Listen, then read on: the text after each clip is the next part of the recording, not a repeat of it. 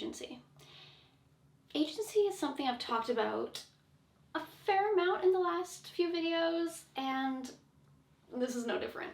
So in this video, we're going to be talking about agency in the way your characters are introduced. I will be giving tips on how to fold in agency into your character's introduction while looking at the Doctor Who episode, The Church on Ruby Road. This will also include kickstarting your character's arc. Welcome back to my channel. My name is Bridget, and here we talk about writing and dissect TV shows in order to help improve our writing craft. Now in this video, we are going to be looking at the introduction of Ruby Sunday in the episode The Church on Ruby Road. This episode is the first full episode with the 15th Doctor and the first ever episode with the character of Ruby Sunday. Now before we dive into the specifics of the episode, let's take a quick rundown of what makes a good character introduction. There are two keys to introducing a new character.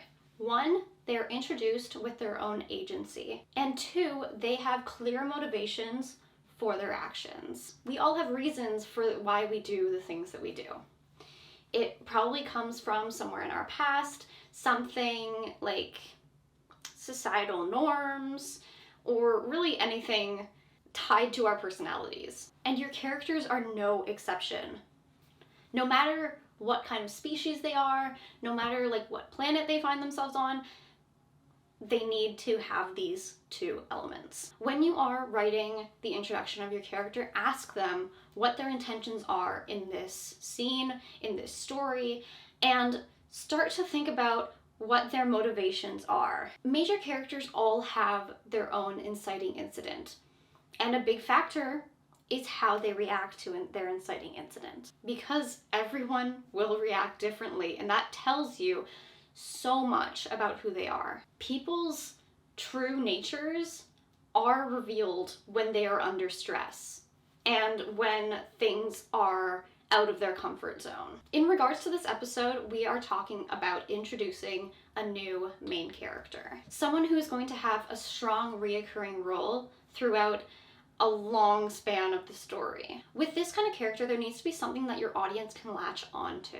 a way to differentiate them beyond their physical appearance. And this is where motivations and character traits really come into play. When you're looking for intentions and motivations for your character, think about their past, how they grew up, and how that has shaped who they are. Are they rebelling against the mindset of their family? Are they very similar to that? Is there some big milestone that shaped them in their past?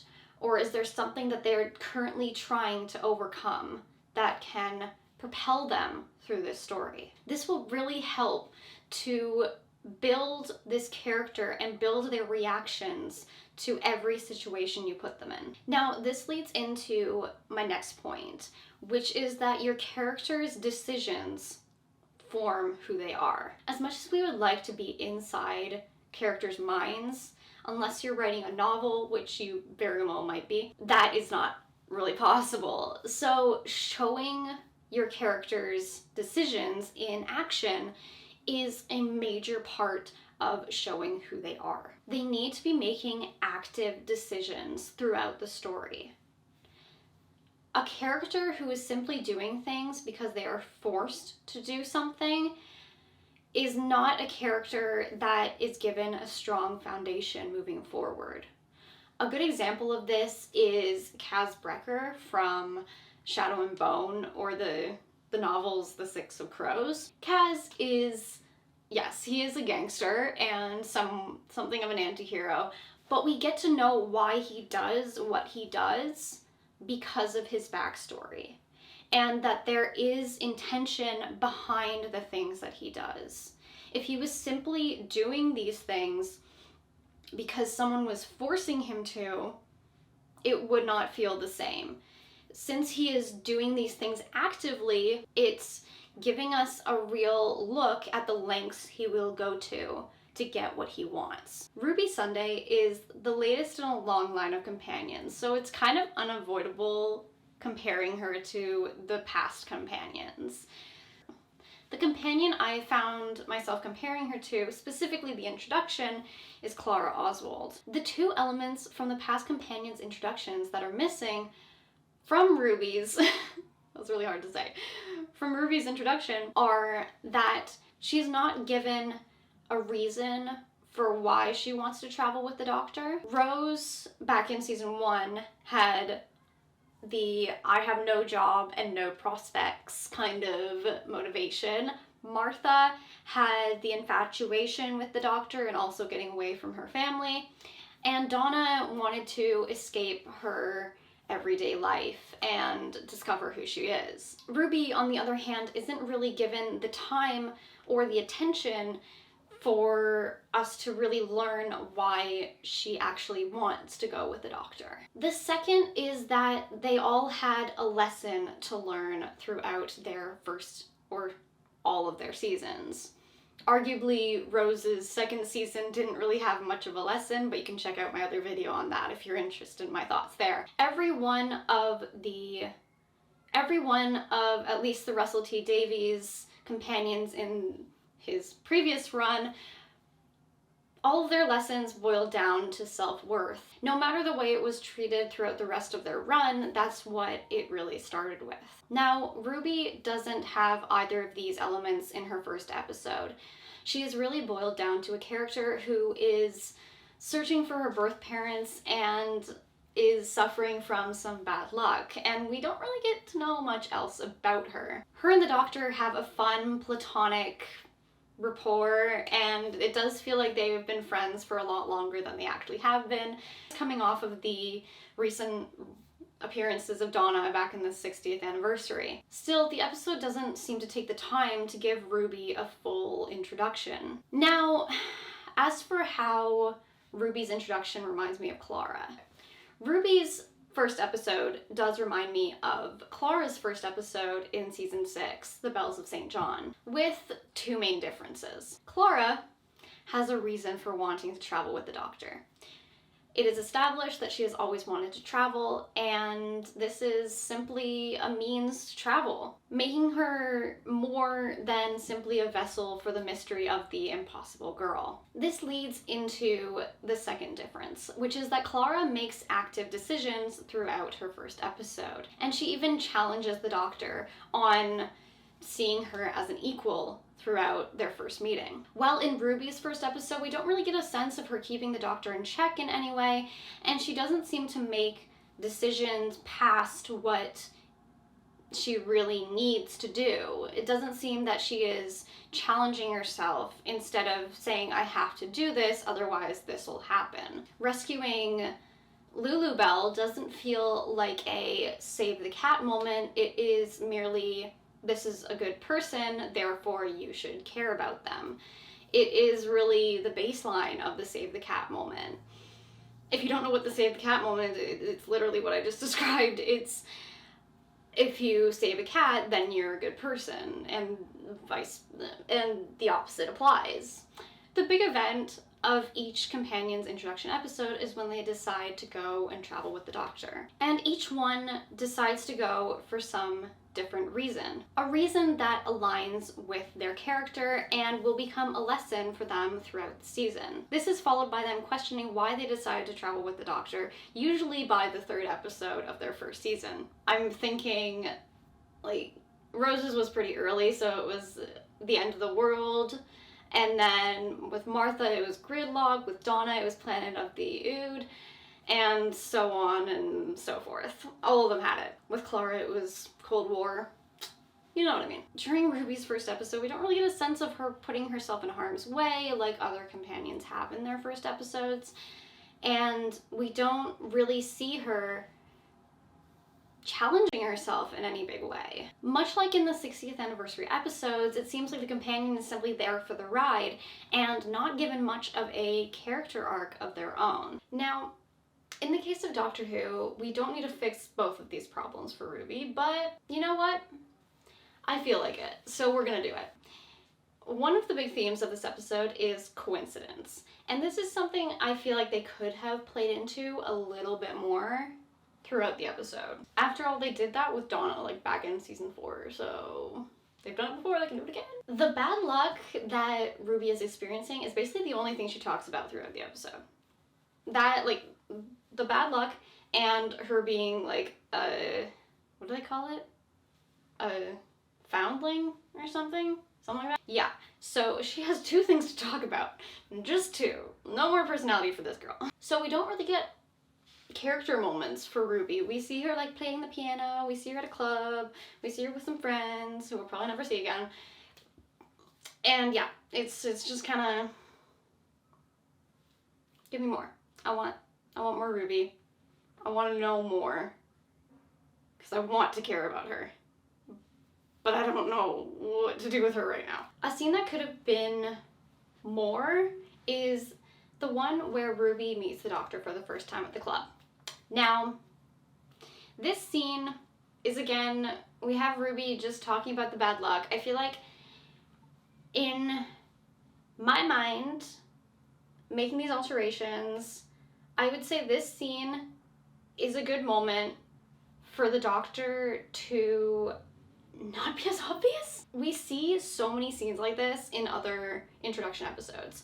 The companion is very important to the mystery at hand, but equally their personality is important. We have this in, like, every single one. The companion is very important to the mystery, and so the doctor has to learn about her in order to solve the mystery. Cool. Love that.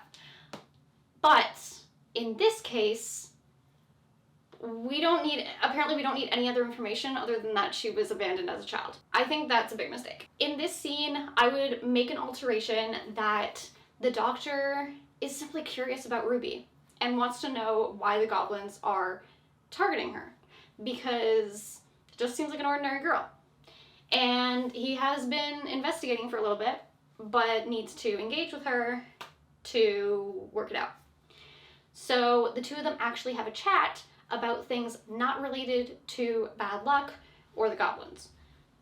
Which, yes, we get a bit of character building for Ruby. This scene would look into Ruby's living situation, and maybe she would drop a little bit about her wanting to travel, but since the bad luck has been affecting her so much, maybe she's lost her job.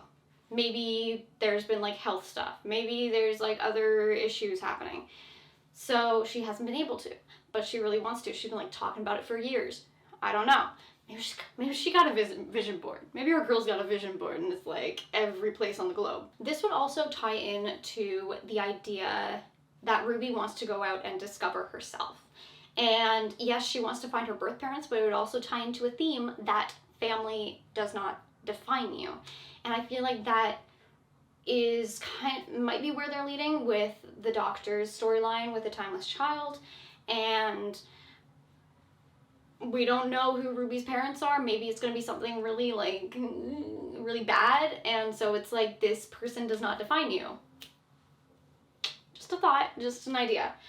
I have not, like, this is, like, only watching the Christmas special. I know nothing, so I could be right, I could be wrong. I have no idea. It is also, I have, like, 2 options in this situation. So we have the scene at the bar, and then it could also be that they get interrupted there and then pick up this conversation on when they are on the ship, on the goblin ship. Because the doctor is hella distractible. Like, this man cannot keep, like, the ADHD is working overtime. He's, like, shiny. Like, huh? Yes. So often he will talk about, like, he will talk to people about, like, trivial things while doing, like, brain, like, doing crazy calculations in his brain. Maybe he's trying to figure out the knots at the same time as talking to Ruby about, like, where she wants to travel. Dunno. But yes, I feel like these 2 scenes are, well, these 2 scenes and one more are the key culprits in this episode. I feel like there was lost potential for bonding and character building for Ruby.